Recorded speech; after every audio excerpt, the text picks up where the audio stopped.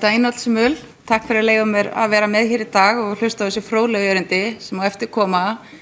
Eins og Tómas sagði, þá búið að setja markmið og mikið tala rafeldsneyti og rafeldsneytisframleiðslu og auðvitað borðliggjandi að hagkvæmasti kosturinn sem koltvísýringur sem losnar við jarðvarmavinnslu sé nýttur í það, enda aðra leiðir þó að þær séu vissulega á borðinu eru mögulega lengra fram í framtíðina þar sem þær eru dýrari og eru enn í tækniþróun.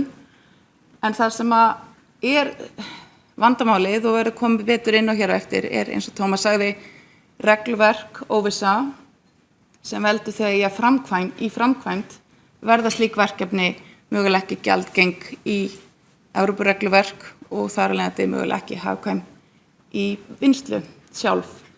En það góðu fréttirnar í þessu að það stjórnvalda í rauninni að ákvarða eða vinna því hvort að jarðmi sé blessun eða bölvun fyrir orkuskiptin. En þessi frábæru fyrirlesarar okkar ætla að segja okkur aðeins meir það. Við ætlum að geyma spurningar þangað til í lokin og ef einhver að velta fyrir sér rauða rammanum, þá eru aðilar sem eru hluti af fyrirlesurum á Teams-fundi. Það ekki verið að taka ykkur upp héðan frá. Þannig að ég ætla nú ekki að hafa það lengra en þetta spennandi erindi framundan og ætla núna að bjóða fyrstan á svið. Hann Finn Sveinsson, deildarstjóri sjálfbærni hjá HS Orku. Gjörðu svo vel, Finnur.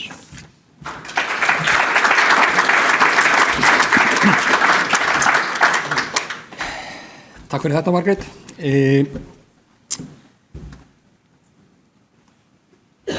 Svona þetta. Við hjá HS Orku, við höfum verið á seinustu árum að skoða möguleikann á hagnýtingu koltvísýrings í rafeldsneyti og kannski ekki síður bara hvernig getum við dregið almennt úr losun frá vinnslurásum virkjana HS Orku.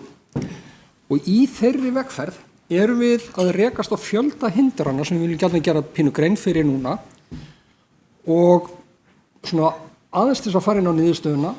Við erum að upplifa það er eiginlega alveg sama hvað við gerum til þess að minnka losun. Það verður alltaf einhvern veginn rangt og það það sem ég langar að ræða við ykkur. Ef við förum örlítið í gegnum bara markmið almennt, að það eru íslensk stjórnvöld, þau hafa sett sér metnaðarfull markmið í loftslagsmálum fyrir 2030 og það búið að lögbinda kolefnishlutleysi 2040. HS Orka, við styðjum alveg þessi markmið og við viljum draga okkar strá í stakkin og gera það sem við getum. Það hins vegar þannig að það verið að breyta leikreglunum og það eru sérstaklega 2 atriði sem ég með í huga sem ég ætla að fara hér í gegnum eftir. Í fyrsta lagi, og það stafar af því að losun frá jarðvarmavirkjunum skilgreind sem manngerð losun. Það ekki þannig að koltvísýringurinn í sjálfu sér manngerður, þetta ekki eins og jarðefnaeldsneyti. En það að bora ofan í jarðhitageymin, það mögulega getur leitt til losunar sem hefði ekki orðið náttúrulega. Við hjá HS Orku erum kannski ekki sammála þessu, en þetta röksemdafærslan fyrir því af hverju eigi að telja losun frá jarðvarmavirkjunum sem manngerða losun.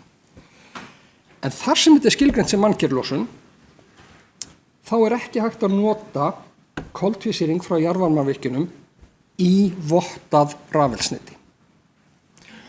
Og það yfir höfuð áhöld það hvort að það sé hægt að nota eða hagnýta koltvísýring frá jarðvarmavirkjunum og það sé frádráttarbært frá landslosun Íslands, það að segja samfélagslosun.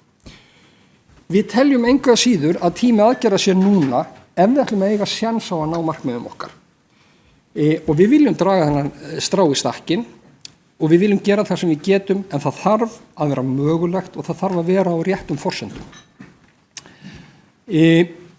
Hagnýting það sem við erum að stefna á og við höfum verið að horfa á það að hagnýta þetta í rafeldsneyti. RFNBO stendur fyrir Renewable Fuel of Non-Biological Origin og almennt kallað endurnýjanlegt rafeldsneyti. Þann 10. febrúar 2023, og bara ég vil benda á þetta 2 ár síðan það kom út, þá gaf ESB út gerð, Delegated Regulation, aðferðafræði og skilyrði fyrir því hvernig hægt að votta rafeldsneyti. Í þeirri reglugerð skilgreint losun með ákveðið viðmiðunareldsneyti og sú losun þá 98 grömm af koltvísýringi per megasjúl. Þetta svona, við getum kallað þetta viðmiðunareldsneyti sé dísel. Þetta svona svipaða tölur. Til þess að rafeldsneyti fái vottun þá þarf losunin að minnka að minnstakosti 70% frá þessu viðmiðunareldsneyti. Það er að segja, losun frá rafeldsneyti má ekki vera meir en 28,2 grömm af koltvísýringi per megasjúl. Þetta viðmiðunar vottaða rafeldsneyti, ef maður horfir á reglugerðina, faktist metanól. Þannig að það er verið að horfa á, það má segja að þessi reglugerð rafeldsneyti, hún miðist við metanól.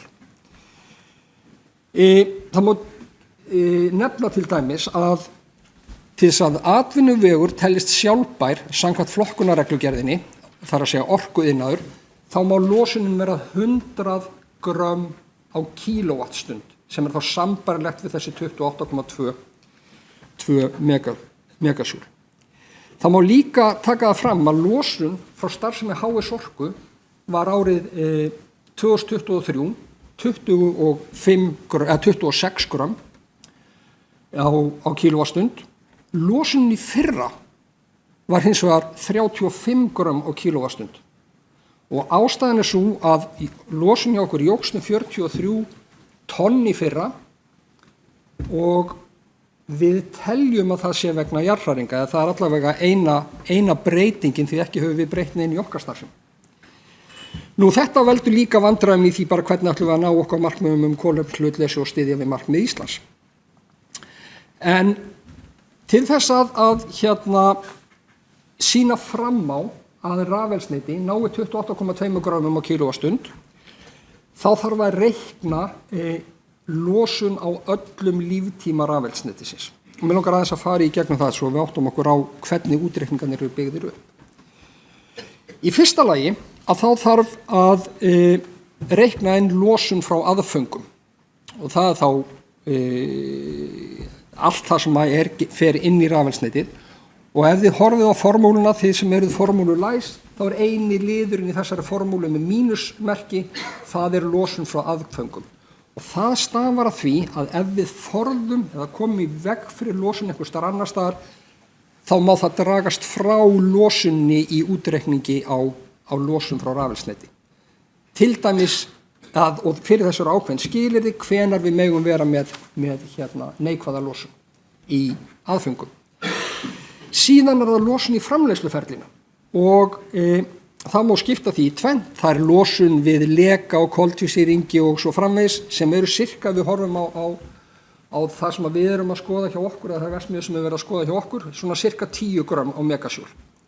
Síðan það losun við framleiðslu rafmagnsins. Það gæti verið svona cirka 15 grömm í verksmiðjunni hjá okkur per megasjúl.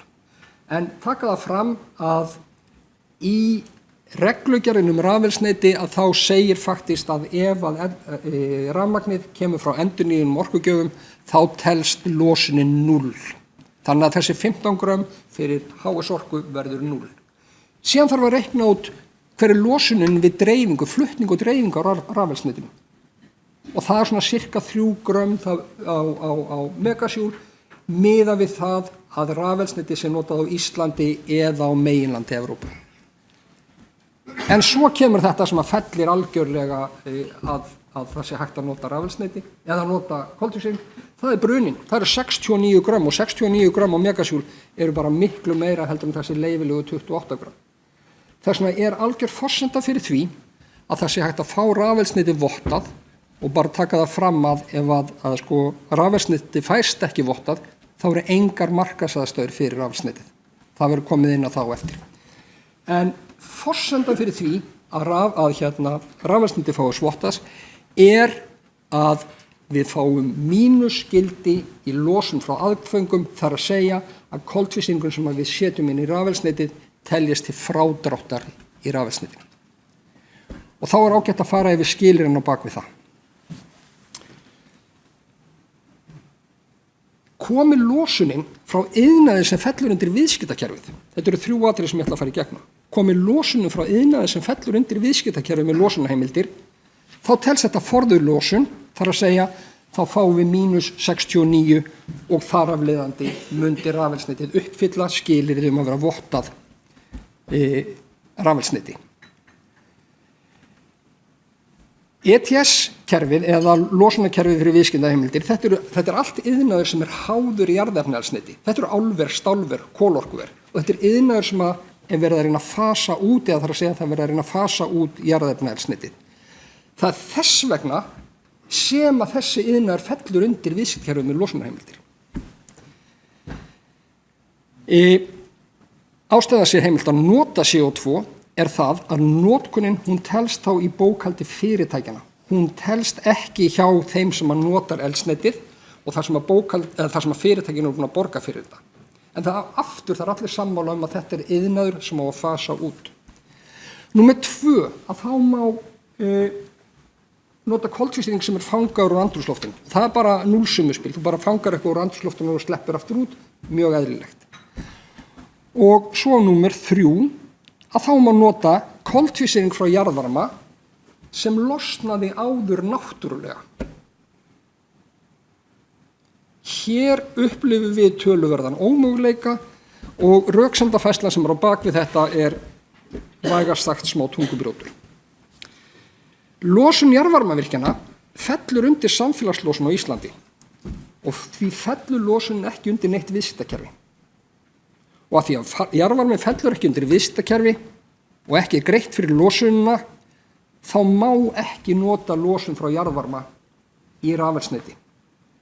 Þar að leiðandi þessi 69 í mínus þarna, við getum ekki nýtt það í votta rafeldsneyti. Það er ekki hægt að votta rafeldsneyti ef það verða að nota CO2 frá jarðvarma.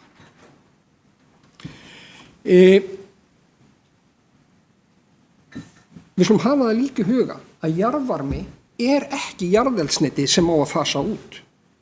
Jarðvarmi er endurnýjanlegur orkugjafi með mjög lágt kolefnisspor miðað við eiginlega allt annað í heiminum og öll stefnumörkun, ekki bara á Íslandi, heldur í Evrópu og í heiminum, fjallar það að auka nýtingu jarðvarma, en við megum samt ekki nota. Með öðrum orðum, það má nota koltvísýring frá starfsemi sem við viljum fasa út úr hagkerfinu af því það fellur undir viðskiptakerfi. En við megum ekki nýta koltvísýring frá iðnaði sem við viljum byggja upp af því það er ekki borgað fyrir losunina. Þetta er ómöguleikinn í því að við getum ekki nýtt koltvísýring frá okkur í rafeldsneyti.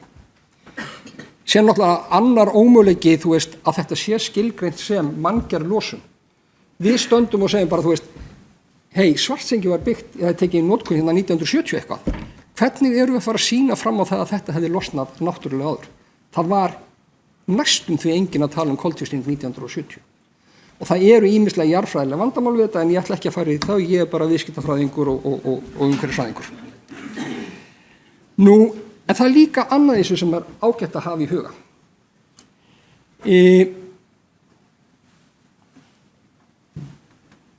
Hreinleikinn í koltvísýringi hjá HS Orku er mjög mikil. Hreinleikinn í koltvísýringi í Svartsengi er 98+%, hann er yfir 98%. Hreinleikinn í Svartsengi er 95%. Við erum með óheyrilega hreinan koltvísýring frá okkar vinnslustöðu. Það gerir það að verkum að gasið okkar hentar mjög vel í rafeldsneyti. Hér til hægri ykkar með séð að það er graf, kemur frá McKinsey eða tölurnar koma frá McKinsey, þar sem er kostnaður við að fanga koltvísýring eftir því eftir hreinleika koltvísýrings í gasi. Og ef að hreinleikin er mikill, þá kostar það svona cirka $20 að fanga koltvísýring úr gasi, þannig að hann verði nægilega hreinn til að nota í rafeldsneyti. Og þetta er yfir 90%, það er mikill, það eru við, það er HS Orka. Ef að hreinleikin er miðlungsmikill, þá eru að tala svona 40%. Það eru stálver, það eru pappísverksmiðjur og þess áttar, sementsverksmiðjur. Þá er kostnaðurinn við að fanga svona cirka 50 til 80 dollarar á tonnið.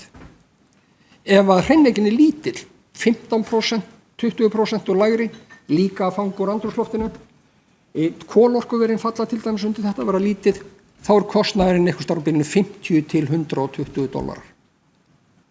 Það að segja, ef að nú erum við með cirka 80.000 tonn í Svartsengi sem var losun 2023, ef að við ætlum að fanga þetta, ef við ætlum að taka hreina strauminn sem við erum að nota, og við megum ekki nota í rafelsneyti, þannig að við þurfum annarkvort að hleypa honum upp í andrúmsloftið eða reyna að dæla honum aftur niður, það er sóun því að við ætlum að fanga aftur jafn mikið af sama hreinleika, 80.000 tonn, þá kostar það 600-700 milljónir.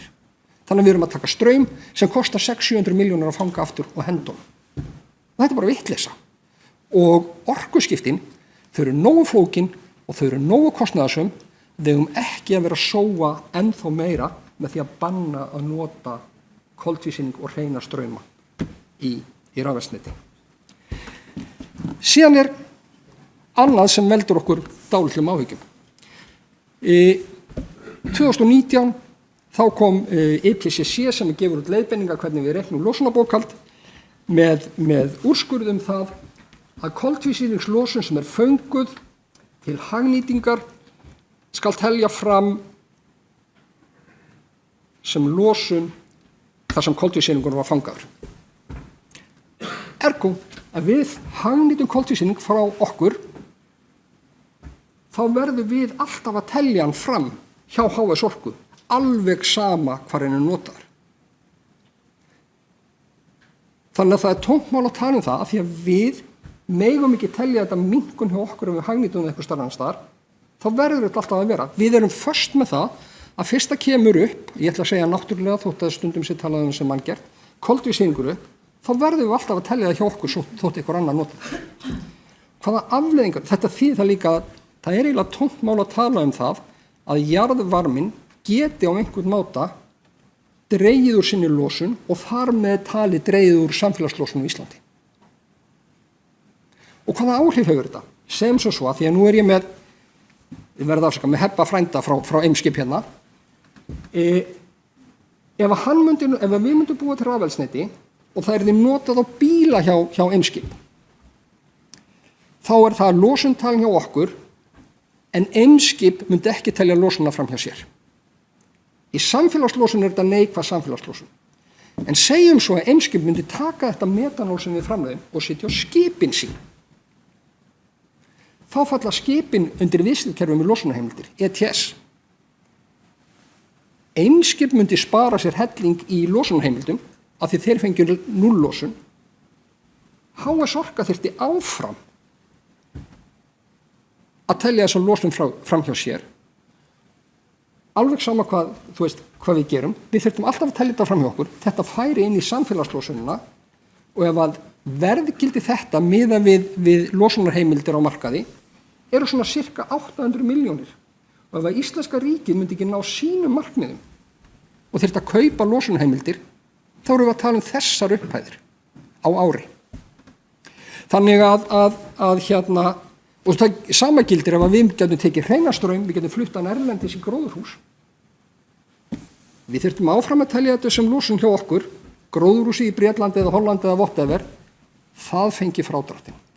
Þannig að það er alveg sama hvað við gerum, við getum ekki bókstaflega minnkað okkar losun. Við verðum alltaf að telja þetta fram.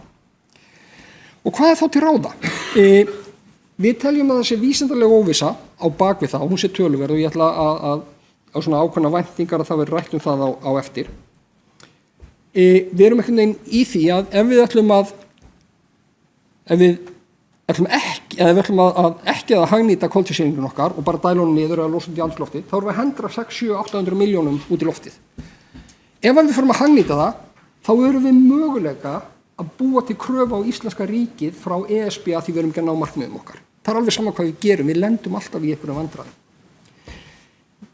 Við teljum að við ætlum að ná markmiðunum árið 2030, 2040, þá verðum við að gera eitthvað núna. Það er tími til aðgerða og við stöndum eiginlega frammi fyrir 2 valkostum í augnablikinu. Við getum sagt bara, nei, við ætlum að halda regluverkinu óbreyttu, það er bannað að hagnýta koltvísýring frá CO2 í jarðeldsneyti og við ætlum að telja alla losun fram hjá þeim sem fangar. Óbreytt ástand þýðir það að það engin hagkvæmni í því að fara í rafeldsneyti.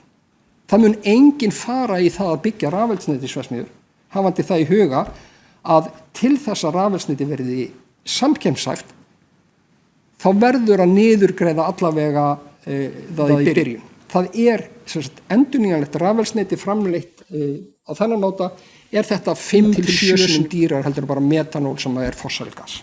Bara þannig að það engin markaðsæðsta. En það fer engin í þetta af því það ekki viðskiptalegar bara forsendur að fara í að framleiða rafeldsneyti ef það má ekki vera með losun á móti og það fæst ekki vottað. Hinn möguleikin að segja, við verðum að fara að koma orkuskiptunum í gang.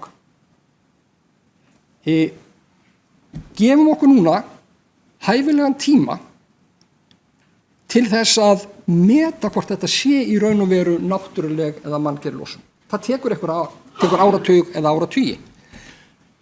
Leyfum að við nota CO2 frá jarðvarmavirkjunum þangað til niðurstaða liggur fyrir hvort þetta sé manngert eða ekki. Og tökum þá nýja ákvörðun þegar við erum með betri þekkingu á jarðhitakerfum. Hér ég með nokkrar tillögur sem við hentum upp. Þetta ekki tillögur, þetta hugmyndir. Hvað hægt að gera?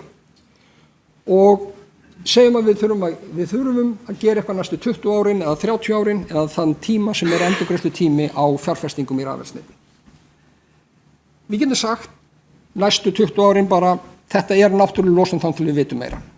Við getum líka sagt að ákvæði rafeldsneyti skerðarinnar hjá Evrópusambandinu verið breytt. The captured CO2 stems from geothermal utilization or from other geological source of CO2 where CO2 was previously released naturally.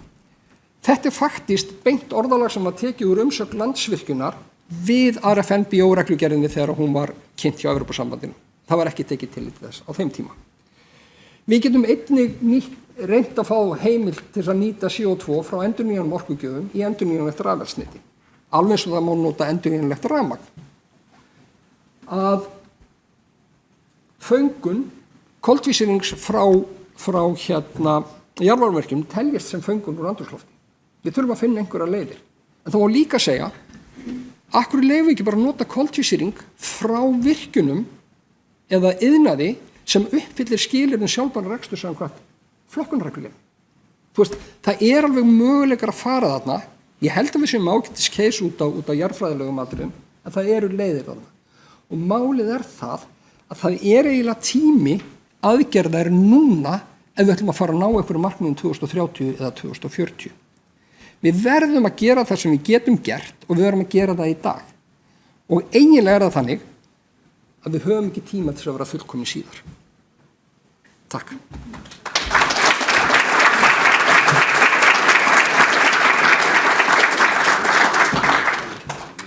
Takk fyrir Finnur. Ég ekki að gera lítið úr því að það skiptir rosalega miklu máli, endurskoðunarreglur og passa upp á það sé ekki verið að tvítelja kolefnissparnað og fleira. En mér mjög í huga eftir erindið þitt vinkonu okkar úr Little Britain með Computer Says No. Skulum passa það að vera skynsöm og leita leiða til að leysa hluti í staðis að skýla okkur á bak við það að kerfið segir bara nei og því eigum ekki aðhafast. En næst annað flott erindi þar sem að Andri Stefánsson frá Jarðvísindastofnun Háskóla Íslands ætlar að koma og segja nokkur orð. Takk fyrir.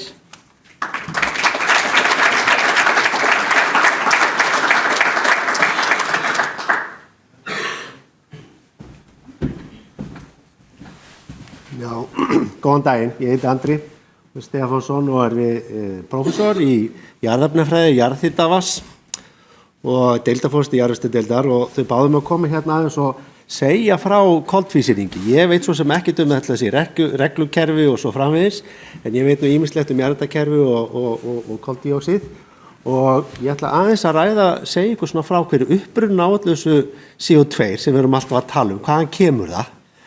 Og í raun og veru hvernig þessi losun virkar. Það verið að tala náttúrulega losun frá jarðhitavirkjunum og svo framvegis og svo fer það svo sem inn í eitthvað reglukerfi.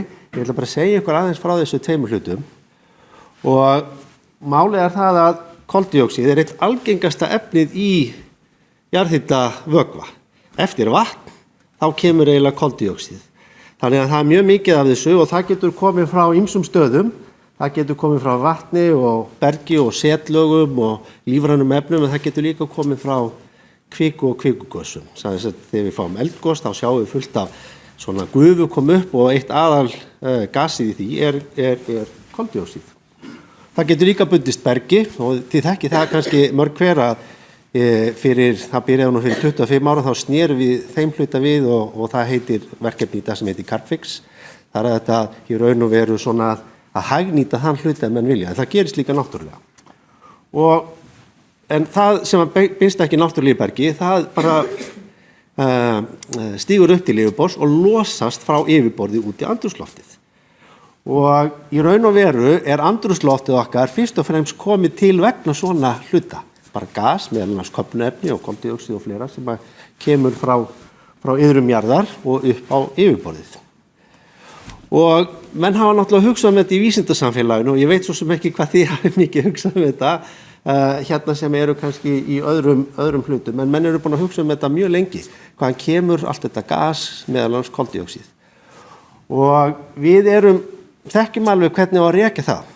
Það til svokölluð samsætu hlutföll, ákveðið efni hefur mismunandi þunga eða mólþunga og þetta eru ákveðin svona eins og fingraför eða DNA efna í náttúrunni. Og málið það að það búið að skoða þetta síðan, ég veit ekki, svo kannski 1960 hér á Íslandi og það alveg ljóst mál að allt þetta koldíoxíð sem kemur upp úr þessum jarðhitasvæðum, alveg óháð því hvort þau eru virkjuð eða óvirkjuð, kemur frá kvikun. Og það alveg óumdeilt. Og þetta kannski svolítið svona flókin kvarði og okkur svo framvegis, en þetta í hálfgerðu svona prósentum eða prómil, 1 á 1000 og þá svolítið skrítið hvernig getur fengið mínustölu, en þetta svona langt og tæknilegt atriði, en í raun og veru jarðhitavatn á Íslandi, það svona í kringum -4 til 0 á þessum skala og kvikan, hún svona -4 til 0. Þannig að þetta bara nákvæmlega sama talan. Ef að upprunnin væri vatn eða berglög eða kalksteinn eða lífræn setlög eða efni, þá við með miklu, miklu lægri tölur. Lífræn efni eins og kannski kol og olía og svona, þau kannski svona -25. Þannig að þetta bara alveg ljóst mál að koldíoxíð í öllu þessum jarðhitakerfum allan á Íslandi þá kemur úr kviku. Kemur kannski ekki óvart. Og við getum alveg kvittað upp á þetta ef við förum bara rekjum þetta fyrir mismunandi jarðhitasvæði í Íslandi, bæði virkjuð svæði, þarna bláu súlurnar og svo óvirkjuð svæði sem eru rauðu súlurnar, af því við ekkert alltaf að hugsa einhverja virkjunarkosti, við bara að hugsa náttúruna almennt, svona í Íslandssamfélaginu og þá sjáum við þetta gráa línan kvikugasið, munið að hitt þetta miklu neðar, það kannski -50, -20, -25 og þið sjáum að þetta nú nánast bara alltaf sama talan. Þannig að við getum sagt það alveg óhikað að uppruna allra þessar kolsýru sem kemur frá jarðhitasvæðum í Íslandi það sem við köllum kvika og við þekkjum þetta svo sem allt. Við erum búin að horfa hérna á eldgosið á Reykjanesskaga og þá sjáum við að kemur svona hraun upp og svo fullt af einhverju svona skýjabólstrum, það aðalega vatn og númer 2 koldíoxíð. Þetta bara koldíoxíð sem ef að kvikan kemst ekki á yfirborði, hún situr þarna einhvers staðar niður, hún í raun og veru bara boblar í gegnum í raun og veru jarðhitakerfið. Og jarðhitakerfið sem slíkt þar með hálfgert sódastrím. Það bara kvikan ýtir og svo kemur hún upp og í gegnum í raun og veru sódastrýmflöskun okkar. Okay? Það það sem bara í raun og veru gangi. Hvað með styrkinn þá? Já, hann mjög breytilegur. Okay? Styrkurinn, og þetta veldiskvarði og hann getur kannski verið breytilegur alltaf kannski 100-falt. Og af hverju? Jú, við þekkjum þetta kannski bara líka mjög vel sjálf. Stundum við kannski með mikla kvikuvirkni og mikla afgössun, jafnvel eldgos, eins og við erum búin að vera að sjá hérna undanfarið, og stundum við með gömul jarðhitakerfi, þar sem að kvikan nánast bara afgössuð. Þá getum lítið aftur á þetta svo sódastrýmtæki. Það einhver sem alveg brjálaður á takkanum, versus bara það ekkert að gerast, sko. Okay? Og þið sjáu það að það ekkert endilega beint samræmi milli það hvort það er virkjusvæði eða óvirkjusvæði vegna þess að það kemur virkjun eða nýtingu ekkert við. Þetta í raun og veru eitthvað sem kemur að neðan. Okay? Og þá getum við séð að Askja, við höfum nú heyrt tala það í fréttum hérna undanfarið að það mjög ýmislegt í gangi Öskju og mennur hafa áhyggjur að það alltaf fara til fjallastæðar og koma svaka gos. Askja með mjög háan styrk af koldíoxíði á meðan kannski svona eldri svæði, Svartsengi, kannski ekki gott dæmi í dag en Reykjanes og Bjarnarflag og svona, þetta svona lægri tölur. En það mjög breytilegar. Okay? Og þá fer mann að hugsa, hefur við séð þetta í tíma og kannski besta dæmi Kröflu og Kröflueldar. Okay? Að því Kröflueldar voru frá 1975 til 84 og ekkert ósvipaðir atburðir og eiga sér stað núna út af Reykjanesi. Það voru samtals 10 eldgos á þessu tímabili, á þessu 9 ára tímabili. Og kvikan kom upp á 2 kilometra dýpi og var í stóru kvikahólfu og svo urðu svona spýjur sem kom upp á yfirborðið. Og með kvikunni náttúrulega kemur gas. Það þýðir það einhver alveg brjálaður á sótastýrtakinu, sko. Og það sem þið sjáu hérna, þetta hóla 11, hún reyndar ekki í notkun ennþá og þið sjáu það að hún kemur þarna, hún boruð 76 og fyrir notkun 77 og eina svona fyrstu hólunum og þið sjáu það að strax þarna í Kröflueldum að þá nær styrkurinn kannski alltaf þessum 800 einingum, þú ekkert að spá í hvað einingar þetta eru, þið getið. Og svo eftir Kröfluelda þá hægt og rólega lækkar hún og í dag hún kannski svona í kringum svona 100 einingar. Þannig að það næstu í 10-faldur munur. Þið sjáu hvernig þetta sveiflast og þetta það sem útskýrir þennan mismunandi styrk. Okay? Og þá komum við bara að losuninni og við tölum alltaf náttúrulega losun og svo tölum við einhverja aðra losun og ég ætla bara að byrja að tala náttúrulega losun. Okay? Þannig að þetta reyndar svolítið erfitt að meta náttúrulega losun en náttúrulega losun á koldíoxíði hún bara boblar upp með hverunum og gufunni og svo framvegis og svo bara gegnum jarðveginn. Það reyndar langmest ósýnilegt í gegnum jarðveginn að þessum jarðasvæðum. Og undanfarin kannski svona 10-15 ár þá hafa menn verið að reyna að fara á milli þessara svæða og meta þessa náttúrulegu losun. Yfirleitt bara sett pottlokk yfir og bara mælt hvað komi mikið kolsýra og svo þetta svona einhvers konar starffræðileikur til þess að leika þetta eftir og þið sjáu það að náttúruleg losun á kílótonn á ári fyrir þessi mismunandi svæði, bæði þarna eru virkjusvæði og ekki virkjusvæði og hún náttúrulega mjög breytileg. Það fer bæði eftir hvað mikið streymi út og svo náttúrulega bara styrkurinn. Og muniði, styrkurinn breytilegur eftir því hvað mikið kvikugos að koma inn í þessi jarðveg. Og losunin hún fer allt frá því að vera megatonn, 1000 kilotonn á ári og hún í raun og veru langmest fyrir sum af þessum stóru óvirkjuðu svæðum. Torfajökull langstærsta jarðhitasvæði á Íslandi, það er langmest losun frá Torfajökli, alveg óháð því hvort það virkjun eða ekki. Og Askja stór líka og Krýsuvík mjög stórt svæði og svo minni svæði, til dæmis eins og Bjarnarflag og Svartsengi og svona, þá verður losunin pínlítið öðruvísi. Hún svona kannski minni, náttúrulega losunin. Hvernig þetta samanborið við losun frá virkjunum? Já, það bara allur gangur af því.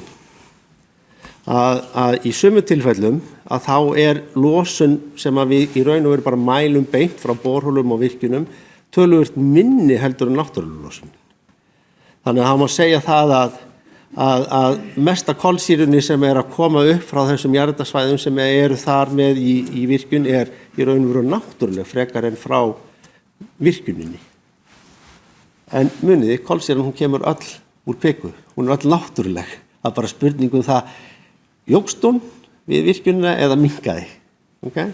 En þið sjáu til dæmis eins og fyrir Hengilssvæðið þar sem við með Nesjavallavirkjun og Hellisheiðarvirkjun, þar losunin frá virkjununum töluvert minni heldur en frá náttúrulosunin sem bara á sér stað á svæðinu.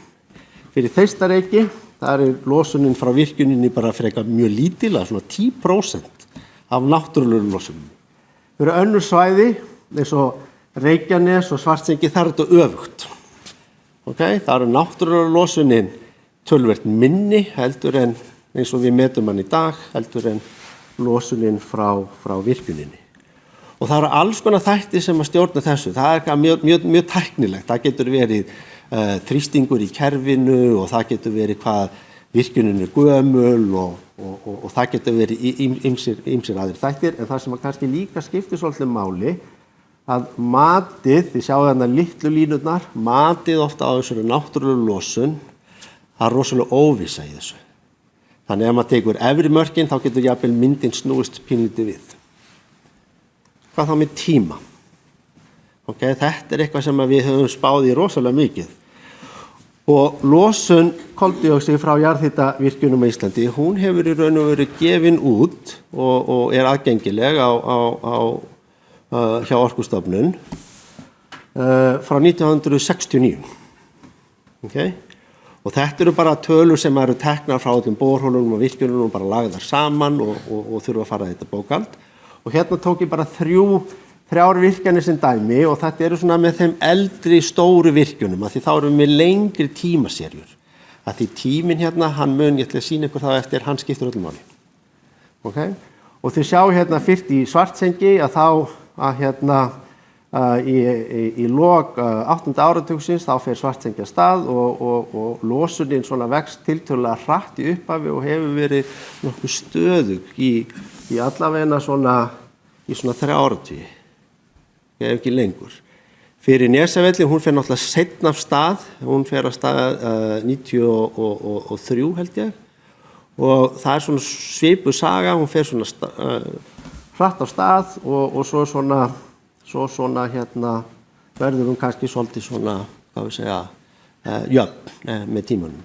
Krafla sem er elst fyrir utan Bjarnarflag og Bjarnarflag er svo lítil virkjun að ég ætla nú ekki að sýna það, hún er bara 5 megawatt.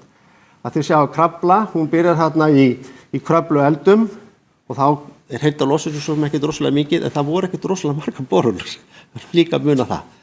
Og Kröfluvirkjun fór bara fyrsta stað með 30 megawatt og var svoleiðis í töluvert langan tíma þangað til í kringum 2000 og þá eru boruð fleiri holur og þá sjáum við hvernig þetta svona hoppar aftur upp og hinn túrbaninn er tekin í notkun sem er 60 megawatt. Þannig að einn af þeim þáttum sem að náttúrulega hafa áhrif á svona myndir er að við borum ekki allar borholunar á sama deginum, tökum allar kolsýrun og keyrum virkjunum á stað. Þetta er eitthvað ferli. Þannig í staðinn fyrir ofta að líta á heildarlosun, þá lítum við á losun á kannski eins og bara gigawattstund eða eitthvað svoleiðis og þá kemur myndin mjög greinileg ljós. Okay? Og myndin sem við sjáum nánast alltaf fyrir jarðhitavirkjanir í Íslandi og raunar, ég vinn mest erlendis og þetta er alveg sama myndin sem við sjáum alls staðar annars staðar, Japan, Nýja-Sjálandi, núna í Afríku. Það hækkar yfirleitt kolsýrulosunin fyrst í upphafi og svo með tímanum að þá svona lækkar hún og nær ákveðnum balans. Og þið sjáu það fyrir Svartsengi að þá hefur hún kannski náð svona hámarki í kringum svona 1990 til 2000 og svo er hún bara svona í raun og veru svona jafna sig. Fyrir Kröflu, þetta svona verður upp og niður eftir því hvernig verður að bora og svo framvegis en þið sjáu það að hún er kannski svona 20% af því sem hún var þegar hún var sem mest. Þetta er svona kurva og svo dettur þetta niður og fyrir Nesavelli það er svolítið öðruvísi virkjun því það er allt borað fyrst, það byrjaði að bora á 7. áratugnum og virkjunin fer á stað þegar búið að bora allar borholunar 93 og þá sjáum við þetta bara skýtur beint upp og svo svona hægt og rólega á síðustu á 3 áratugum þá hefur þetta verið að lækka og kannski tekur þetta einhvern tíma. Og þetta er þessi spurning sem ég búin að fá rosalega oft og alltaf menn eru að spyrja og það leiðir þá þessi nýting til þess að það sé aukin CO2-losun eða koldíoxíðlosun frá jarðhitavirkjunum. Og munið áður en ég segi það, öll þessi kolsýra er náttúruleg. Það er bara spurning hvort að við aukum náttúrulega losun, virkjunin bætir við eða eitthvað svo framvegis. En málið er það að þetta er bara svona bókhald. Þetta er bara svona eins og bankabókin okkar, gamla. Kolsýran sem fer inn, hún fer út. Það er ekki hægt að taka meira út heldur en fer inn. Þannig að það sem stjórnar kerfinu er hvað mikið kvikugas fer inn í kerfið. Við getum aldrei tekið meira út heldur en fer inn. En málið það að þegar við virkjum, þá breytum við aðeins kerfinu. Okay? Við ætlum að fara aftur í sódastrýmflöskuna. Því þið þekkja þetta öll saman. Jarðarkerfi bara gosvatn.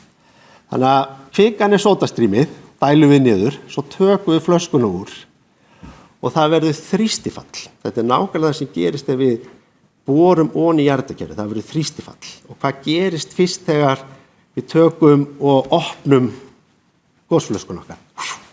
Kolsýran gís út. Okay?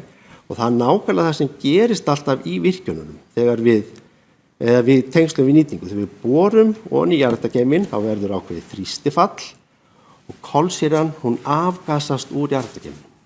Okay? Hún afgasast umfram það sem að streymir inn í raun og veru. Tímabundið. Af því það sem verður eftir flatt gos. Okay? Kolsýran lækkar. Og við þekkjum þetta bara sjálf. Ef við geymum flöskuna lengi, það verður bara lítil kolsýra í gosflöskun okkar. Það verður bara minni kolsýra með tíma í jarðargeiminum. En það alltaf verið að pumpa inn meira og nýju náttúrulegu koldíoxíð frá kvikunni. Okay? Það reyndar svolítið breytilegt eftir hvað mikil virkni. En kerfið þar með hækkar upphaflega og þá verður nett losun miðað við þessa upphaflega náttúrulosun.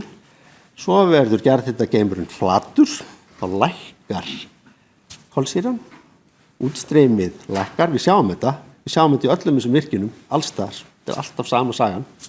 Okay? Svo kannski fáum við innspýtingu, eldgos, þá hækkar hún aftur.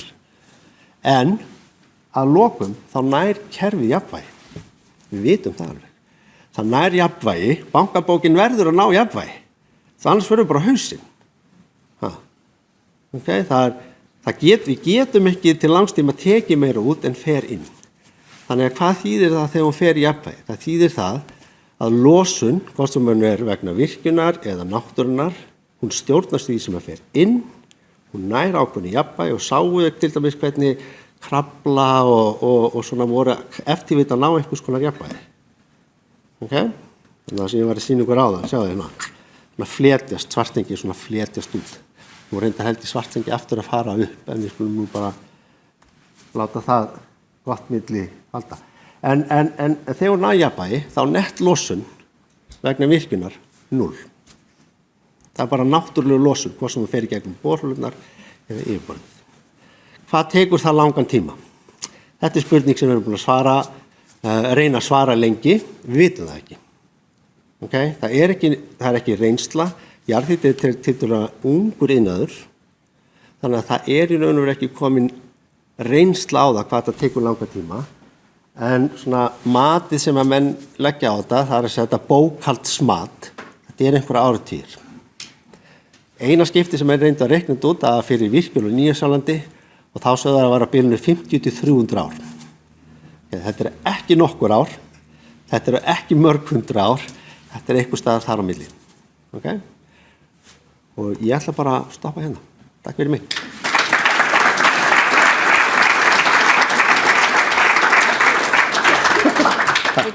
Ég ekki bara hérna. Gott alveg vera með mér hérna, þetta alltaf leið. Ég bara að pæla það. Já, það bara frjálst val held ég.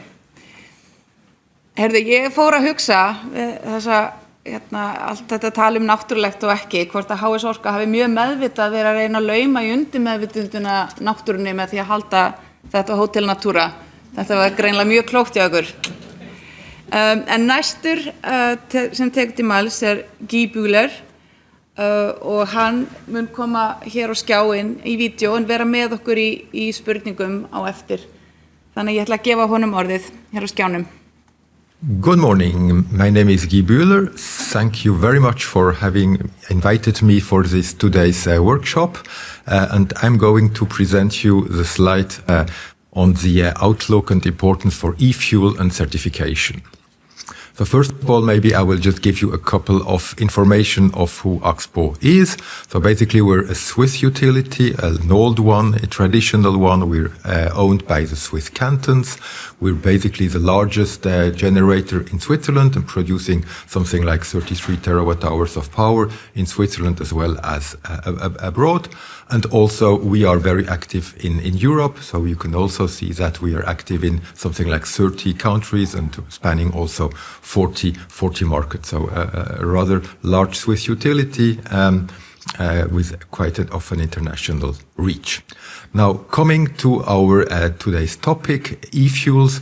First of all, e-fuels obviously in Europe are regulated, so their definition comes in a directive. And the e-fuels, their technical term is renewable fuels of non-biological origin, so RFNBO. So it's a bit of a awkward acronym, but that's what is used in Europe. What it is actually is fuel which is produced out of renewable electricity. So to my knowledge, as of today, all of these synthetic fuels are made on the basis of green hydrogen. By such, they have to be differentiated from other green fuels, which can come either from biogenic routes, some like biogas, or which can be recycled from any kind of other materials like fats and whatever. Then why are we speaking about synthetic fuels? Synthetic fuels are important and have a lot of advantages. First of all, they are chemically identical to their fossil alternatives, meaning that you can really use as such existing engines, combustion system. You can also use the whole distribution system, pipes, tanks, and whatever. You can also use all the storages which are around, and also the handling processes are the ones which are well known. Moreover, the other large advantage with respect to pure hydrogen is that there is a large increase in volumetric energetic density. So actually you can pack much more energy in the same volume, which is pretty low if you just go for pure hydrogen. Then if we look at market sizes on these e-fuels, then basically we just have taken two examples. The first one is like synthetic kerosene, so e-SAF in the European name, that's synthetic aviation fuel. If we look at what the market size of this particular e-fuel is, then we see that as of today, it's basically non-existent, because today's planes fly with purely fossil kerosene, but the Europe has given a couple of mandates which somehow will force airlines to use synthetic fuels. And if you look at the graph, then you see as a projection how these quantities will evolve over time. So it will become a market which will increasingly be important for e-fuels. If we switch over to methanol, then we are in a totally different story. As of today, methanol is like the second largest traded commodity in the world. So you see that in orders of magnitude, we're well above 10 times higher than also like the end point in SAF. So it's like today an established market. It's used for different purposes. Here we have simply listed what historically was the case. We see in the middle that in dark blue there is like the fuel component, a fuel component which is expected to grow over time, since more of a maritime application will start to run on methanol. Obviously, having spoken about the advantages, I mean, there's also some disadvantages which are somehow displayed on those two graphs. And basically, the most important element is the cost gap. We see that as of today, if we take jet fuel, synthetic fuel is about 10 times more expensive than the fossil alternative is. And with respect to methanol, we're maybe rather on a cost gap of maybe 7, but anyway, you see that this is very significant gap, and that one has to be bridged. How can this be bridged? I mean, you have to have some support scheme, which at least in Europe can take on the two different forms. I would just call them maybe the carrot and the stick. Maybe if we start by the stick, which is on the left hand side, then basically it somehow force users to use these synthetic fuels, and somehow also put some penalties if they do not comply. That's typically what happens in the refuel aviation regulation in the EU. So basically, if the airlines will fail to comply with this mixture, then they will face some severe penalties, which will somehow force them to use this kind of fuels. To a lesser extent, this will also hold for the maritime sector. Here, the targets are a bit less strict in the start. They will probably move on a bit at a slower pace than for aviation, and also the penalties are not going to be as high as for aviation. But anyway, I mean, they will have also to mix this synthetic fuel into their fuel tanks. Moving over to the carrot, it's then incentives, so getting money and making sure that the cost gap can be bridged. And as of today, we have like two different legs for the European internal market. There is the EU Innovation Fund, which somehow holds some bidding rounds over the European Hydrogen Bank. They have already awarded something like 3 billion euros on subsidy schemes to bridge the gap between synthetic fuels and the fossil alternative. And in terms of imports, here the instrument is called H2 Global. Here it's also more than 3 billion, which have been allocated to somehow make sure imports of green molecules can reach Europe. Here, I think important to see that, and as you can see, as highlighted in green, for all of these subsidy schemes, for all of these compliances, you need to comply to this RFNBO certification. So basically, you have to be compliant for this. And it's important to realize that this is also going to be valid for Iceland. So whether we want to use synthetic fuels in Iceland, or whether we want to export them into European mainland, or use them for transport, which are between Iceland and Europe, I mean, this certification will be key and will have to be complied. Why am I saying this? This is because if we look at what actually are e-fuels made up with, then basically we have hydrogen plus a source of CO2. So basically you have to mix those two elements. If we look at the electricity side, basically to produce hydrogen, then actually Iceland ticks all the boxes. So Icelandic electricity out of geothermal, out of hydro, or out of wind are all considered renewable. So here we're absolutely fine, and we can simply use electricity from the power grid. When it comes to the CO2 source, then the European rules ask for a reduction in greenhouse gas emission of about 70%.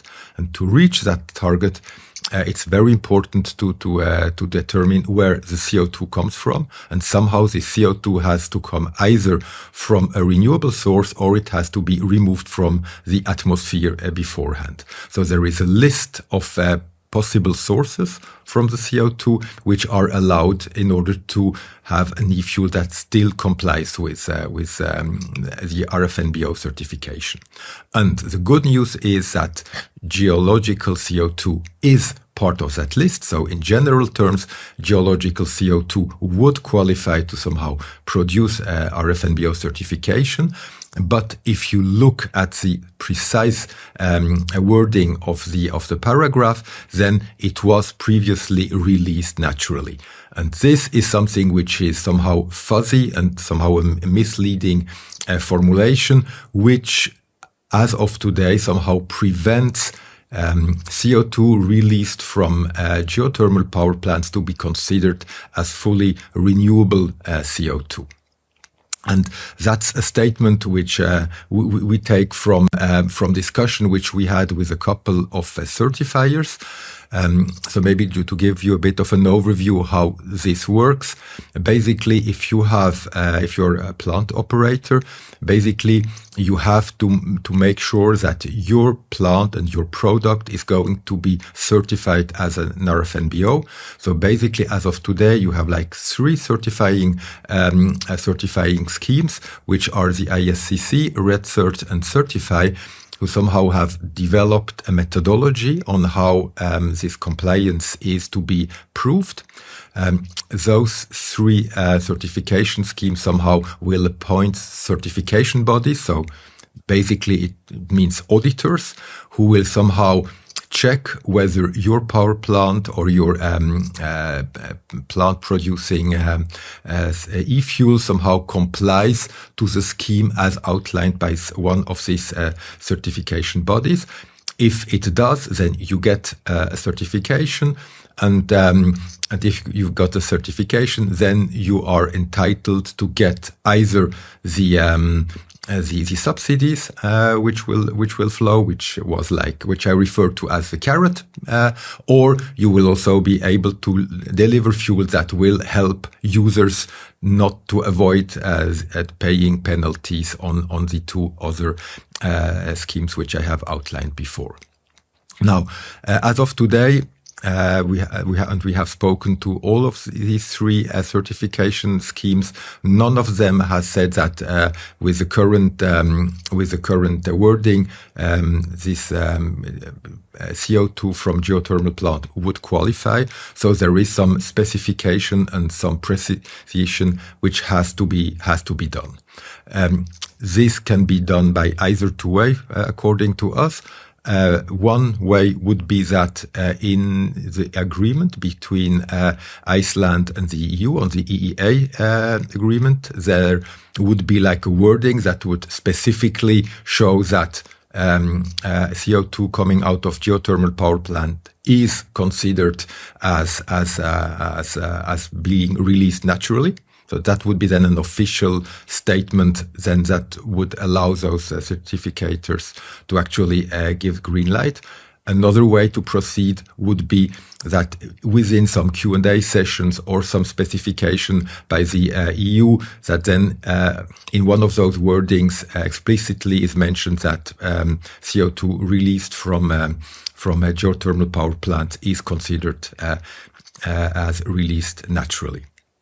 So simply to somehow take a final statement on what I'm saying, it's basically an important market, an interesting market, a market for which Iceland has very good condition, but it is subject to a certification, and we have somehow to make sure that this certification is being granted for those CO2 emissions. Thank you very much for listening, and it was a pleasure meeting you.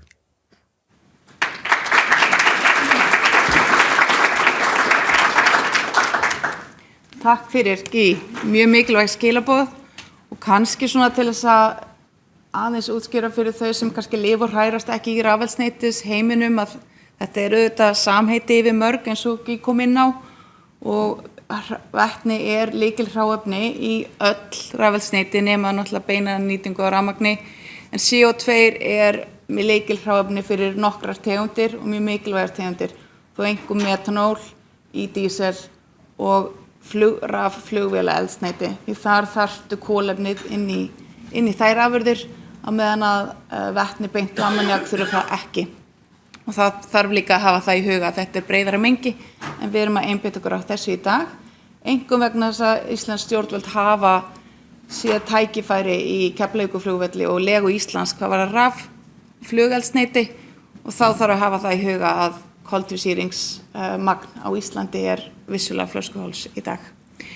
En næst ætlum við einmitt að fá að heyra frá þeim sem að lifa og hrærast í þessum flutningsheimi og eru þetta milli samfélagslosunar og ETS-kerfa, En Herbert Bjarnason, forstöðumaður hjá Eimskipum, ætlar að segja ykkur aðeins meira frá því. Takk fyrir.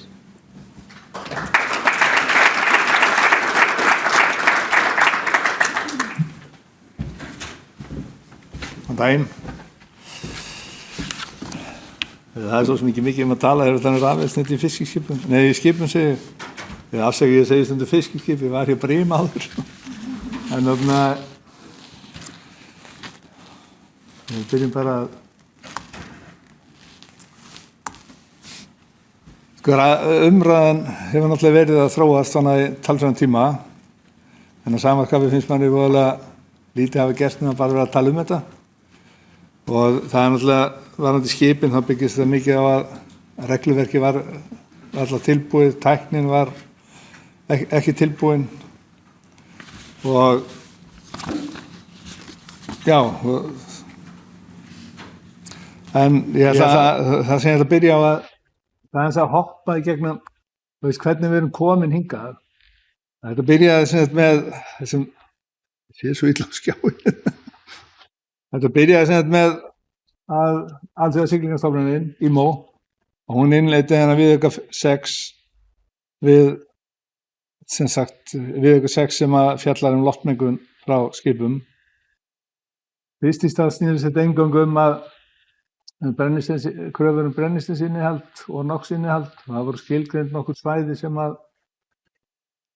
voru gerðar aukalega kröfur til. Við gátum brugðist við þar með því bara að skipta yfir annað eldsneyti meðan við fórum inn á þessu svæði. Seinna komu síðan svokölluðu skröbberar sem til þess að hreinsa afgasið. Svo þetta smá saman aukast. Þarna kemur IMO, ég held að það var 2011, sem IMO kom með svokallaða orkunýtingarstöður fyrir skip sem var að reikna út og skip þar uppfylla ákveðnar kröfur. Fyrst skipt þetta bara fyrir nýsmíðar en síðan var þetta reiknað yfir á eldri skip líka og síðan kemur ESB með monitoring kerfið sitt, það sem við erum að skrá alla eyðslu og við erum komin síðan byggt á þeirri skráningu, þá erum við dottin inn í EST-kerfið. Byrjuðum 24, það eru svona afslættir 24 og 25 en svo kemur þetta fullum kraftið 26 og IMO gat náttúrulega ekki verið minni aðili, þetta komið líka, þannig að það er alltaf verið með sittbært kerfið og þar sambærilegt skráningakerfi þar sem að við erum að skrá inn og síðan kom 2025 að þá kom þessi svokallagi carbon, þetta án að vera intensity indicator, ekki index, en hann er reiknaður út frá það sem við erum að skrá og er skilgreining á hvað við erum að nota af olíu per siglda sjómílu per flutta einingu og þarna er búið að innleiða alveg kröfur hvernig þetta á að fara minnkandi og ef við náum ekki að fylgja þessum kröfum að þá skipin eru reituð ABCDE og ef að þau ná ekki að fylgja og uppfylla þetta þá þurfum við að koma með alveg greinargerð hvernig við ætlum að bæta okkur og síðan bara lendum við í vondum málum og ég held sér fáið sem vilja vitja mikið með skipin sem eru downgraded. En allavega það sem að hinga til hefum við geta brugðist við að það verið mikið með því að til dæmis að breyta siglingaráætlun, hægja á skipum þar sem það verið hægt til að minnka, fókusinu er bara verið að minnka olíueyðsluna og minnka CO2-lósunina. Svo hefum við farið út í til dæmis, við erum konum með aðra botnmælingar á skipin sem við minna viðnámi og svo erum við farin að landtengja í höfnum en það er að vísu ekki víða, við getum landtengt hérna í Reykjavík, Eimskip kom upp búnaði til þess en flestum öðrum höfnum sem við siglum að það getum við ekki landtengt. Svo erum við alltaf kröfuna til nýju skipana að það er alltaf verið að reyna að minnka viðnámið á skroknum. Vélarnir eru þarna hagstæðari, að búið þróun í skrúfubúnaði sem sparar orku. Og svo er bara almennt betri orkunýting. Síðan hefur LNG, þeir koma aðeins inn, eða LNG hefur verið að koma inn svolítið mikið. Rafeldsneyti, þetta svona bara í byrjunarfasanum og svo svolítið áhugavert að nú erum við að nota seglattur, það samt ekki eins og gamlu sjóræningjaskútunum en ég hef séð tölur upp í að menna að við geta verið að spara alltaf 10-12% í orku með þessum seglum. Nú svo það nýjasta að það eins og hann fór hérna yfir áðan, þetta fuel EU dæmi en síðan IMO líka, þeir þurfa alltaf að gera eins.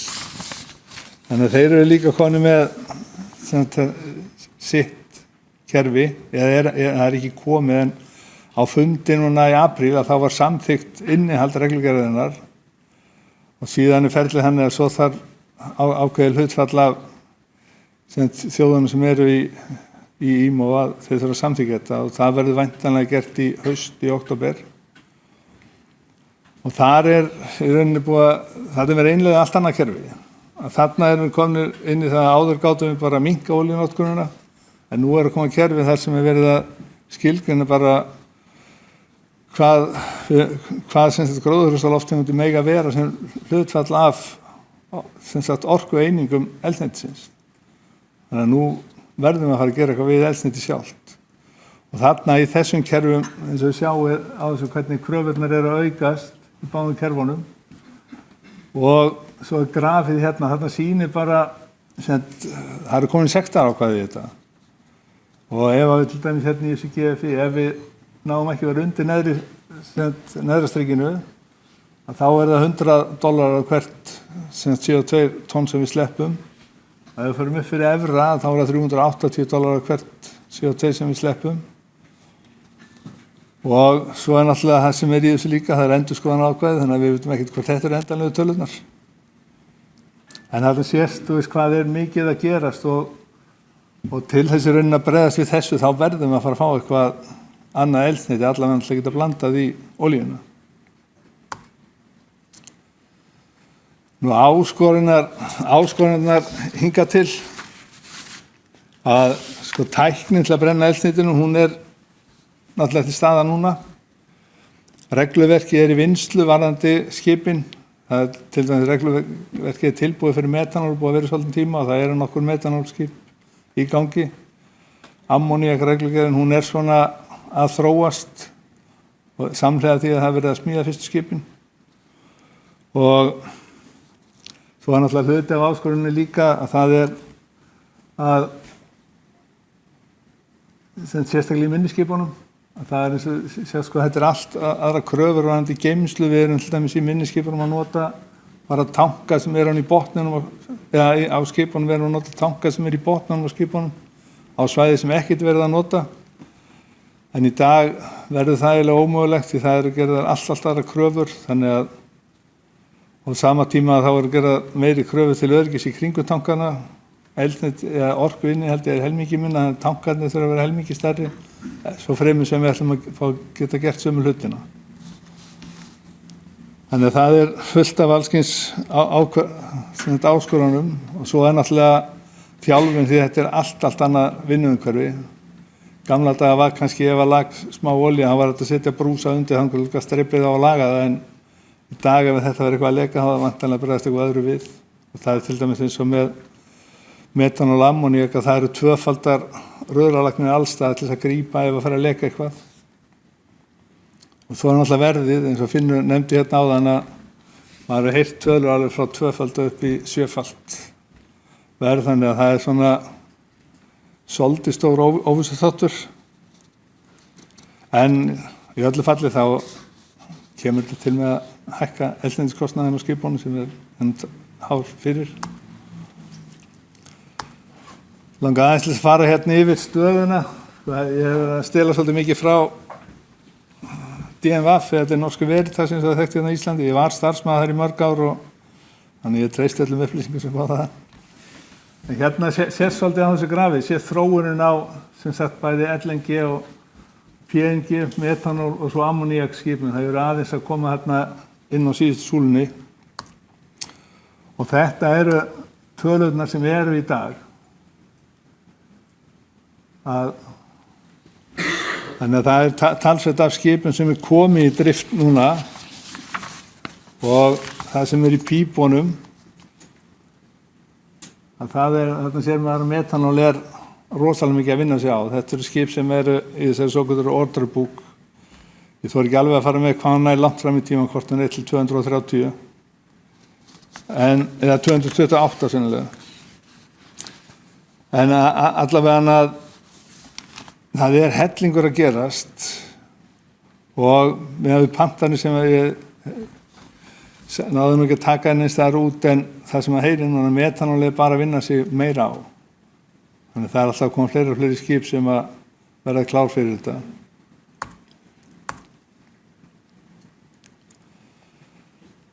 Það sem samt svolítið sorglegt, og það tekið enn einnig skýrslunum frá DMF, að þetta það sem þeir áætluðu 2024, að þá þetta áætlað magn sem að þarf af metanóli 2027. Og sama tíma þá þetta það sem þeir áætla að verði til, eða verði framleitt. Og meðan þörfin um 8 miljón tonna, þá áætla að framleiðsla sé 24 miljón tonna. Þannig það svolítið hrauslegt gap. Það ekki alveg hvetjandi til þess að fara mikið að pæli að eyða peningum í að byggja skip til að nota þetta eldsneyti sem ekki til. En ég hoppaði yfir eitt.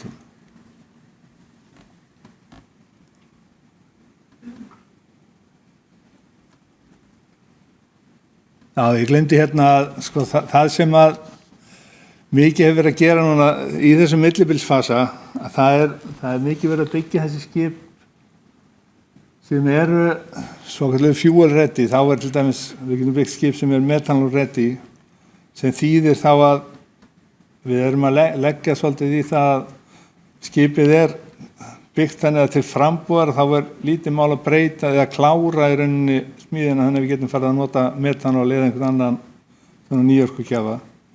Til dæmis vélarnar, þær eru svokallaða dual fuel, geta brent báðum sem bæði dísil og sem sagt metanól, ammoniak eða gumma þetta hvað við ætlum að reyna að setja hérna inn. Það reiknað með plássu fyrir tankana. Þannig að það svona, í þessum millibilsfasa þá talsveit mikið verið að byggja af svoleiðis skipum. Og ég held að séu að fáir í dag sem í þessum alþjóðasiglingum sem að ekki hugsa átt í þetta eða ætla að fara að byggja eitthvað. En þá kemur við aftur hérna, maður að muna eftir allir mikilvægu punktónu, En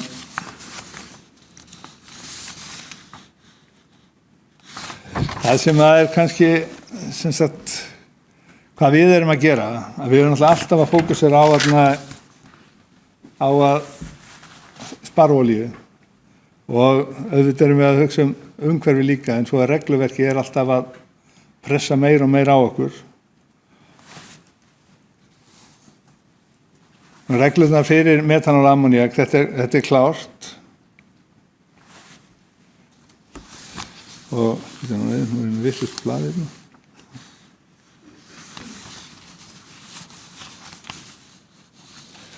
Já, þetta náttúrulega sérstaklega mikilvægt í ljósi þess að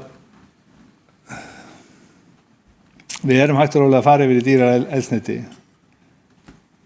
og við erum byrjað nú þegar að kaupa eldsneyti sem svona blandað með þessu biofuel til þess að koma á móti við reglunar. En til að komast lengra og til þess að ná að uppfylla allar þessar kröfur og allir gjöld, eða til þess að losna undan öllum þessum gjöldum, að þá þurfum að fara út í kostnaðarsamar aðgerðir sem annarkvæmt felast í miklum breytingum á skipunum og sem að mínum huga átt tíma ekkert voðalega skynsamt því þú ert með gamla skipi eftir sem áður og kannski orkunýtingin ekkert svakalega góð í sjálfu skipinu. Eða þá að fara sem þetta yfir í nýsmíðar. Þetta eru rosalega stóra fjárfestingar og á sama tíma erum við raunin að fara yfir í ennþá dýrara orkugjafa og eldsneytikostnaðurinn að hækka og hann nú þegar, það fyrir aðeins eftir hvernig maður horfir bara á sjálf skipið, að þá eldsneytikostnaðurinn 50% af rekstrarkostnaði skipsins. Þannig að það og svo náttúrulega endanum að þá þarf alltaf að hugsa því að það einhver sem þarf að borga fyrir þetta og við vitum alveg hver það sem borgar í lokin, hvort sem það koma fiskur af fiskiskipi sem á dýraeldsneyti eða við erum að flytja afurðir til landsins að þetta endar alltaf á verðmiðanum í búðinni. Þannig að svona eins og ég sé það til ef á hraða fyrir þessari fyrir orkuskiptunum að þá verðum við alltaf að fá eitthvað fjármagn inn frá þriðja aðila. Það meðal annars þessi sjóður sem er á nýju eða þessi gjöld sem á að borga í nýja IMO-kerfinu að á að fara í sérstakann sjóð sem síðan á að fara yfir í að styðja við svona hluti en það á alveg eftir að skilgreina hvernig það virkar og maður hrekkur alltaf aðeins við þegar á að fara að dæla peningum í sjóð, hvað verður það? En allavega eins og þetta blasir mig að þá eru orkuskiptin við getum sagt að þessu byrjuðu, þetta gengur voðalega hægt og svona ég held að eftir kannski 7 til 10 ára þá verðum við farin að sjá allt annað umhverfi bæði út af áhuganum á að minnka kolefnislosun og eins reglugerðirnar eru bara að þrýsta okkur út í þetta en svona þá fyrir það fyrsta þá þarf náttúrulega líka eldsneyti þarf að vera á skikkanlegu verði og svo alveg á hreinu að ef eldsneyti ekki til þá gerist ekkert ekki neitt. Þannig að ég ætla ekki að hafa það lengra.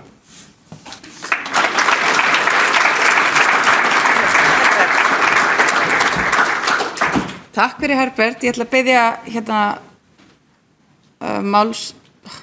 þau sem tókst til máls í dag að koma hingað upp og svara mögulega einhverjum spurningum. Herbert, Finnur og Andri, ef vildu við svo vænir að koma hér og kíkja mér upp á skjáinn. En það sem hefur komið hérna fram og frábær uppsetning yfir alla virðiskeðjuna, hvort sem það eru framleiðendur hráefnisins sem rafmagn og CO2, þau sem nota rafeldsneytið, þau sem eru að byggja rafeldsneytisverksmiðjur og þau sem sjá jarðfræðina. Þannig ég hvet ykkur endilega til að koma með spurningar.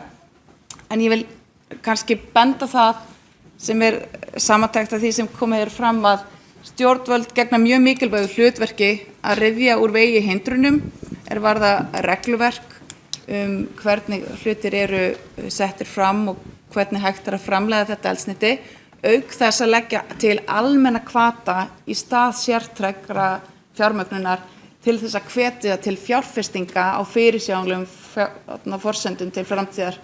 Því að bara alveg eins og Herbert að lýsa stórar fjárfestingarákvarðanir sem eru kannski háðar bara einhverjum sjóðum sem að úthluta einu sinni á ári til 2 verkefna munu aldrei ná að anna þessar eftirspurn. En Finnur, vilt þú kannski fyrst þú hófst þessa vegferð eftir önnur erindi, einhver svona hugvekja og svo tökum við spurningur úr sal? Ég ætla kannski að byrja á því það var ég fekk leiðréttingu.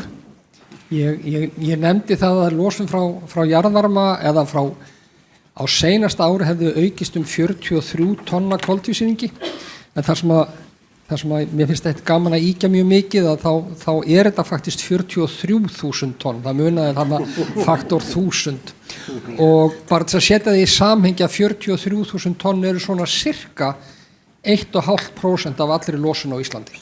Þannig að eldgosið eða losunin í fyrra hún ógst vegna jarðhræringa sem nemur 1,5% af samfélagslosun á Íslandi og við fáum þann heiður að fá að telja þetta sem okkar losun. Ljómandi. Einhverjar spurningar úr sal? Hann á fundinum. Já, ein hérna.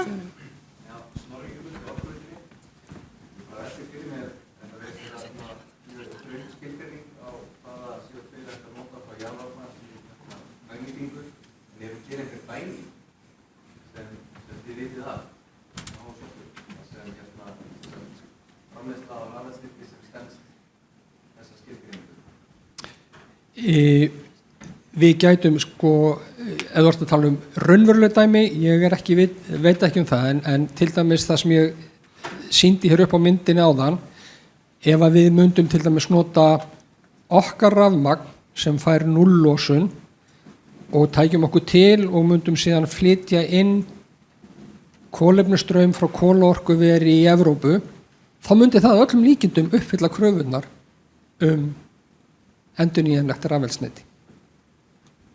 En þá, sem sagt, CO2 frá jarðhitasvæðum sem er að nýta í dag, Nei, ég veit ekki neitt jarðhitasvæði sem getur nýtt koltvísýring í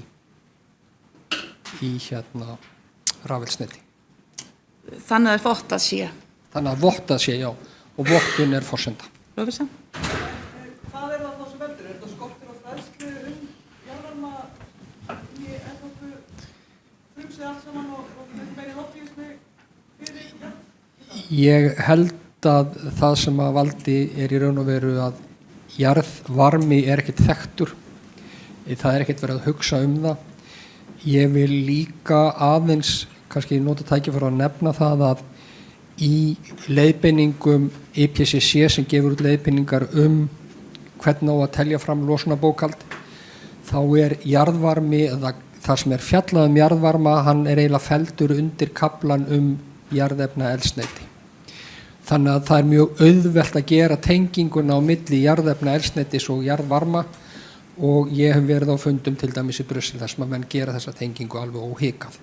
Og ég held nákvæmlega eins og segir, þetta bara, fólk þekkir ekki jarðvarma og við höfum ekki verið nægilega dugleg að koma sjónarmiðum okkur á framfæri. Andri, þú vinnur nú mikið erlendis. Hvernig svona þín tilfinning og umræðan á þeim jarðvarmasvæðum sem þú ert að vinna? Þessi umræða í gangi þar? Já, hún í gangi alls staðar og bara talandi Evrópu, að Evrópulöndin skilgreina þetta á mjög ólíkan hátt.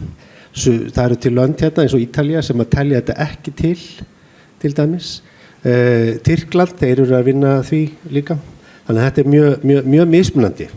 Þannig að okkar sérstaða hér, að það ekki títi fyrirstöðu finnst mér að við kannski reynum að koma þeim skilaboðum hvernig jarðhitinn nýttur hér og hver upprunnin á koldíoxíðin og hvernig hann gæti í raun og veru nýttur. Hann mjög ólíkur jarðhitinn og löndin leysa þetta mjög ólíkan hátt.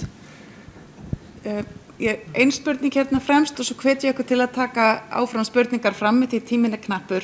Já, bara áhugavert að það nefnir sérstaklega Ítalíu.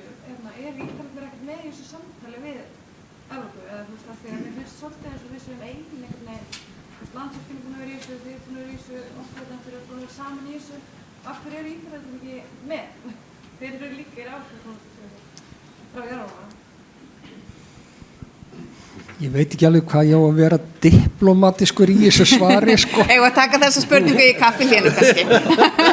Þá náum við einnig spurningu kannski hér. Hér komum svona þetta, ég með spurningu til Guðmundar. Hann lýsti þarna ýmsum aðferðum til að draga úr eldsneytisneyslu eins og betri skrúfur og betri skott og segl og fleira. Nú hefur einn stærsti vélaframleiðandi heims, Wärtsilä í Finnlandi, sem framleiðir líka skrökkaraftar, sagt að þeir geti framleitt og hafa gert búnað til að fanga CO2 úr skipaútblæstri alltaf 70% og kostnaðurinn, fjárfestingin og reksturinn minna en $100 sem getur komið á með gán að koldíoxíð og beltinni með Capex aðferð á Íslandi í framtíðinni. Þetta ódýrara heldur en að framtíðaverða á losunin. Af hverju þessi leið ekki skoðuð að fara að fanga úr skipunum? Sko ég kannski bara gleymd að minnast á það, en þetta auðvitað ein leiðin. En á móti kemur sko í bæði þessum e-fuel-reglum og þessum CII-reglum að það ekkert búið að skilgreina hvernig þetta verður meðhöndlað. Við erum eftir sem aður að brenna olíunni og krafan að við breytum innihaldi uppbyggingu olíunar. Það kom að vísu fram á fyrirlestri sem var á daginn að það eftir til dæmis seglin, hvernig við getum fengið benefit út að nota segl og einmitt þetta carbon capture, hvernig það kemur inn í þetta kerfi. En ef þú fangar CO2, þá getur við náttúrulega líka sagt að rafeldsneytisframleiðslu og látið framleiða nýtt rafeldsneyti fyrir því út í CO2 sem þú varst að brenna. Já, en það bara, þetta ekki skilgreint í reglunum, þannig að við í dag erum við aðalega fókusir á innihald olíunar, en þetta kemur, sko, það er vitað að vantar þetta í regluverki, sko. Það eru margar lausnir, en ég ætla að setja punktinn hérna og þakka öllum kærlega fyrir og HS Orku sérstaklega fyrir að standa fyrir þessum fundi. Hvet ykkur til þess að fá veitingar og kaffi, mat og sónir líka seint og loftslagsmál, þannig að endilega ef það eitthvað frammi, grípið það með ykkur. Takk fyrir í dag og kannski að Tómas vilji segja nokkur orð í lokin. Það er ekki bara standa þannig. Þakka kærlega fyrir, Margrét, og ég ætla nú bara að fá nota tækifæri og þakka ykkur öllum fyrir komuna, þakka fyrirlesurum fyrir frábær erindi og engar fróðleg erindi og setja þetta í svona í stærra samhengi. Varðandi Ítalíu spurninguna, þá held ég að það sé bara einfallega vegna þess að þeir voru á staðnum, þeir sinntu sínum lobbyisma og ég hef reynslu á því fyrir að lífi að það er vel hægt.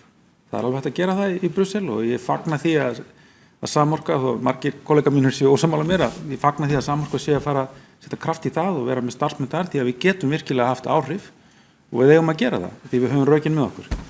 En Margrét, kæra þakki fyrir skillega stjórn og ykkur öllum fyrir komuna. Takk.